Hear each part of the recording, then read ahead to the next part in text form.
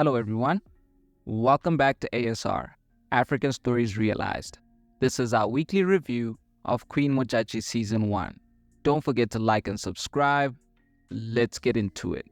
Episode 5 picks up after the Rain Queen's coronation was disrupted by Mmamaila's claim for the Balobedu throne. Dzugudini confronted her aunt for lighting the royal flame for the new queen while her claim was being disputed. Kgadikgolo reminded Dzugudini that the time of kings had passed. Mmamaila's mother arrived with a bucket of water, determined to put the fire out. However, Kgadikgolo stopped her, insisting that only she had the right to put the flame out. The royal council then convened to assess the legibility of Mmamaila's claim to the throne. The council argued for and against Mmamaila's claim, with Kgadikgolo reminding them that Mselekan's ascent to the throne was ordained by the ancestors. Some argued that Mmamaila's emergence changed the prophecy somehow.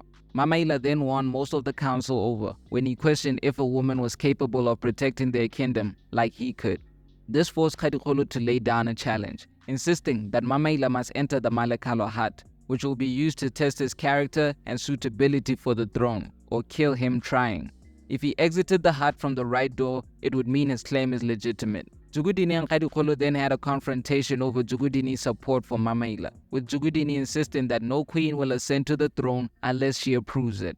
Dzugudini later revealed to a confidant that she wanted the throne for herself, claiming that her support for Mmamaila will only last until he's taught her the rainmaking ritual. Mmamaila then had a moment with his adopted father, the king of the Bapedi, who reminded Mmamaila of their ultimate goal, to combine the Bapedi and Balobedu kingdoms, creating one of the most formidable military forces ever seen. The Bapedi king then accompanied Mmamaila to the Malakalo hut, where spectators and supporters had gathered. Mmamaila then entered the Malakalo hut. However, to his dismay, the other door refused to open for him. His mother demanded that he was released, upon which he was arrested and taken to the mountain, where they planned to throw him to his death.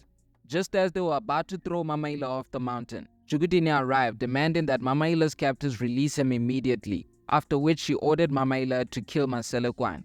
Following Mmamaila's failure, the royal council convened and were all in agreement that the Rain Queen should be allowed to ascend to the throne as preparations for her first rainmaking ceremony began. An angry Dzugudini then arrived at the royal kraal, cursing out Kgadikgolo and the Rain Queen. After Dzugudini's tirade, Mselekan questioned who she was, but Kgadikgolo and Raisibe refused to tell the young queen that Dzugudini was her mother. Mselekan then went up the mountain to perform her first rainmaking ceremony. Like Mambo before her, she performed the rainmaking ritual, and after a slight delay, the rain finally came. However, Mselekan was not satisfied. I don't see the point of ordering Mmamaila to kill Mselekan when she already has the leverage of being able to make it rain. Much like Mmamaila contested the throne, she also had a claim, and the frontal skirt prophecy would have also supported this claim. I don't think Mmamaila's storyline is fitting the way I expected it to.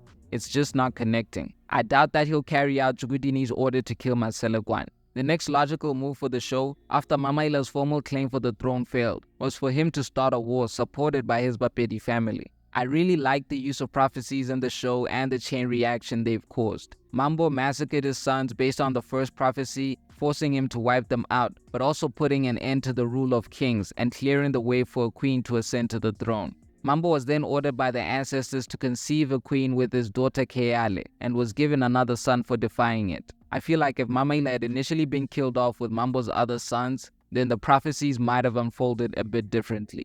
I had high hopes for Mmamaila. However, I do want to see how he gets to where he's supposed to, because his story is relevant to the Balobedu history. I don't want to spoil anything, so we'll get into it when the show does. A lot happened today, but I feel like the show is still struggling to recapture the energy and tone that Mambo Mukoto set in the first 3 episodes. It was an improvement on last week, which I felt was just setting up the events that we witnessed today. We'll be back next week with another review. Don't forget to like and subscribe. This is ASR, for the love of African filmmaking and storytelling.